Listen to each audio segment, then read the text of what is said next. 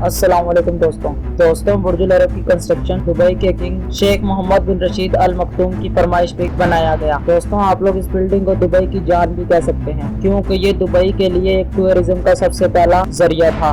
दोस्तों 1053 फीट दुनिया का सबसे ऊंचा होटल इसी बिल्डिंग में बनाया जाना था। दुनिया का सबसे ऊंचा होटल बनाना इतना आसान तो था, लेकिन जहाँ पर बुर्जुल अरब बनाया जाना था वहाँ पर इस होटल को बनाना इतना आसान नहीं था। और दोस्तों आज की वीडियो में आप इसी के बारे में जानेंगे, लेकिन मेरी आप सबसे गुजारिश है कि अगर आप मेरे चैनल में नए हैं तो आप मेरे चैनल को सब्सक्राइब कर दें, और अगर आपको मेरी वीडियो पसंद आए तो इसको लाइक एंड शेयर लाजमी कीजिएगा। चलें दोस्तों स्टार्ट करते हैं।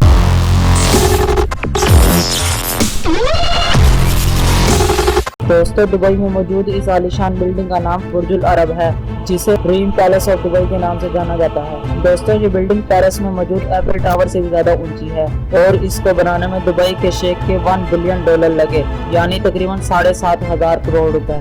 मैन मेड आइलैंड पे दुनिया की ये सबसे ऊंची बिल्डिंग थी, जिसे दुबई में बनाया जाना था। दोस्तों मैं आप सबको बताता जाऊं कि इस होटल में एक रात गुजारने का किराया तकरीबन 18 लाख रुपए है। दोस्तों आज से 72 ईयर्स पहले 1950s में दुबई मछेरों का घर हुआ करता था, लेकिन यहाँ पर 1960s में तेल जैसे ही निकला तो दुबई ने उस दिन से तरक्की करना शुरू कर दी।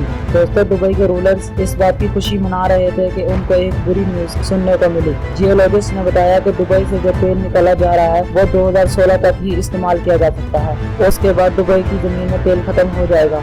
दोस्तों दुबई के शेख ने इस मसले से निपटने के लिए दुबई को एक टूरिज्म का शहर बनाना चाहा, लेकिन वहाँ पे इन तीन चीजों के होते हुए ऐसा कैसे मुमकिन था, यानी सन, सी एंड सैंड। और दुबई की इस कड़कती गर्मी में कोई टूर क्यों आने वाला था? दुबई में टूरिस्ट को अट्रैक्ट करने के लिए टूरिज्म स्पॉट बनाना बहुत ज्यादा जरूरी था, और बुर्जुल अरब यही स्पॉट था।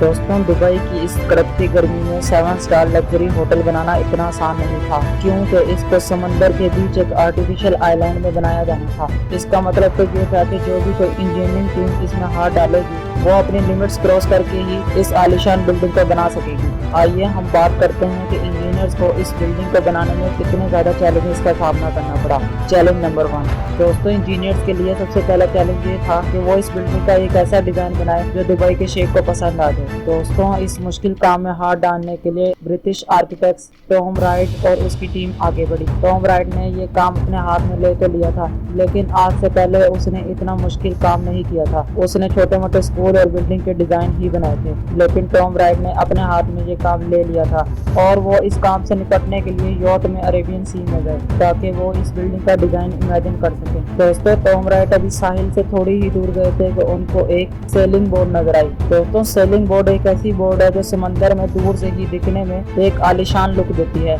और इसी वजह से टॉम राइट ने इसी के डिजाइन को बिल्डिंग के डिजाइन में तब्दील करना चाहा। और जब उन्होंने इस बिल्डिंग का डिजाइन दुबई के शेख के सामने रखा तो उन्होंने इसे पहले ही बार में अप्रूव कर लिया। Challenge number 2। अब बारी थी इस बिल्डिंग के फिजिकल स्ट्रक्चर को बनाने की, लेकिन यहीं पर एक और मसले ने जन्म लिया, और वो ये था कि जिस जगह पे ये बिल्डिंग बनाई जानी थी वहाँ पे एक आइलैंड की जरूरत थी, और अब इंजीनियरिंग टीम को एक ऐसा आइलैंड बनाना था जो समंदर के बड़े बड़े तूफानों से भी मुकाबला कर सके और अपने ऊपर लाखों टन वजनी सामान भी बर्दाश्त कर सके। और फिर 1995 को आइलैंड बनाने का काम शुरू कर दिया गया।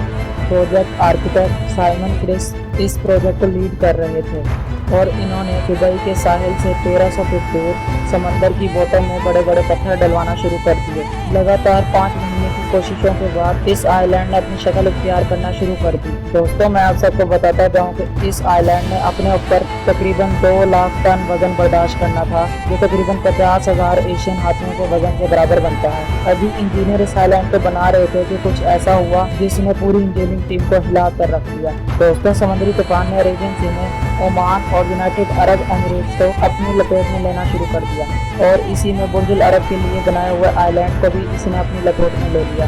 दोस्तों ये समुद्री तूफान इतना खतरनाक था कि इसने आइलैंड के बड़े बड़े पत्थरों को हिला दिया था, जिसकी वजह से आइलैंड का एक हिस्सा टूटकर अलग हो गया था, और ये खबर शाही महल में जैसे आग की तरह फैली। सबको यही लगने लगा था कि जिस आइलैंड ने समुद्री तूफान का मुकाबला नहीं किया वो अपने पर इतनी बड़ी बिल्डिंग का वजन कैसे बर्दाश्त करेगा। और इस मसले से निपटने के लिए इंजीनियर्स को पूरे बुर्जुल अरब का काम होल्ड पे रखना पड़ा। اور تھوڑے ہی عرصے بعد ایک خوشخبری نے جنم لیا۔ آئرلینڈ انجینئر مائک نیکولس نے ایک آئیڈیا دیا۔ اس نے ایک آئیڈیا پیش کیا جو کہ تھا ہولو کنکریٹ سلیبز۔ اس نے کہا کہ ہم اس کو آئلینڈ کے کنارے پہ لگا دیں گے جس سے سمندر کی لہروں کا زور 50% تک کم ہو جائے گا، اور مائک نے اس کو 3D ماڈل میں بھی کر کے دکھایا، جس کے بعد اس کے اس آئیڈیا کو اپروو کر لیا گیا۔ چیلنج نمبر 3، اب باری تھی برج العرب کی فاؤنڈیشن ڈالنے کی۔ دوستوں، انجینئرنگ ٹیم نے برج العرب کی فاؤنڈیشن ڈالنے کے لیے آئلینڈ میں 30 میٹر زمین کے اندر کوپر ڈیم بنایا۔ انجینئرز کا آئیڈیا تھا کہ ہم برج العرب کی فاؤنڈیشن سالڈ اسٹیل پائلز کے اوپر رکھ سکتے ہیں۔ دوستوں، یہاں پر انجینئر کے سامنے ایک اور مسئلہ کھڑا ہوا، جس میں انجینئرز نے زمین کے اندر 180 میٹر تک کھدائی کی، لیکن ان کو کوئی سالڈ راک نہیں ملا سوائے نرم مٹی کے، کیونکہ دوستوں سالڈ اسٹیل پائپس کو لگانے کے لیے بڑے بڑے پتھروں کی ضرورت ہوتی ہے، کیونکہ ان میں ڈرل کر کے سالڈ اسٹیل پائپس کو لگایا جاتا ہے تاکہ یہ ہل نہ سکیں۔ اور جہاں پہ برج العرب کی فاؤنڈیشن ڈالی جانی تھی وہاں پہ زمین کے نیچے 180 میٹر تک صرف نرم مٹی تھی۔ دوستوں، جہاں پر دبئی موجود ہے وہاں پر جیوگرافی کے لحاظ سے بہت زیادہ زلزلے آتے ہیں، اور ان ارتھ کویک کے آنے کی صورت میں برج العرب کے گر جانے کا خطرہ تھا، کیونکہ جب زمین ہلتی ہے تو زمین کے نیچے کے ریت کے ذرے کمپیکٹ ہو جاتے ہیں، اور یہ کنڈیشن تک زیادہ شدت اختیار کر لیتی ہے جب اس کے اوپر کوئی زیادہ وزن موجود ہو۔ اس مسئلے سے نپٹنے کے لیے پروجیکٹ آرکیٹیکٹ سائمن کرسپ نے ایک سلیوشن نکالا۔ ان کا کہنا تھا کہ جب ہم زمین کے نیچے پائپ کو ڈرل کرتے جائیں گے تو ایک وقت ایسا آئے گا کہ جب پائپ نیچے نہیں جائیں گے، کیونکہ وہاں پر آلریڈی کمپریس سینڈ ہوگی، جس کو بڑے بڑے ارتھ کویک سے بھی کوئی فرق نہیں پڑنے والا۔ اور جب ڈرلنگ کی گئی تو انجینئرز کو آئلینڈ کے نیچے کمپریس سینڈ مل گئی، اور انہوں نے وہاں پر ڈرل کر کے 250 سالڈ اسٹیل پائپس کو لگا دیا، اور اب اسٹیل پائپس ڈال کے ایک سالڈ فاؤنڈیشن تیار کر لی گئی۔ دوستوں، برج العرب کا کام ابھی اینڈنگ پہ ہی تھا کہ دبئی کے شیخ نے ایک فرمائش کر دی، جو کہ ایک دنیا کا سب سے لگژری فلوٹنگ ریسٹورینٹ تھا۔ دوستوں، اب شیخ کی فرمائش کو پورا بھی کرنا تھا، لیکن آرکیٹیکٹس کے پاس ابھی تک کوئی اس کا سولوشن موجود نہیں تھا، کیونکہ فلوٹنگ ریسٹورینٹ بنانے کے لیے انجینئرز نے اس پہ کوئی سپورٹ نہیں بنایا تھا۔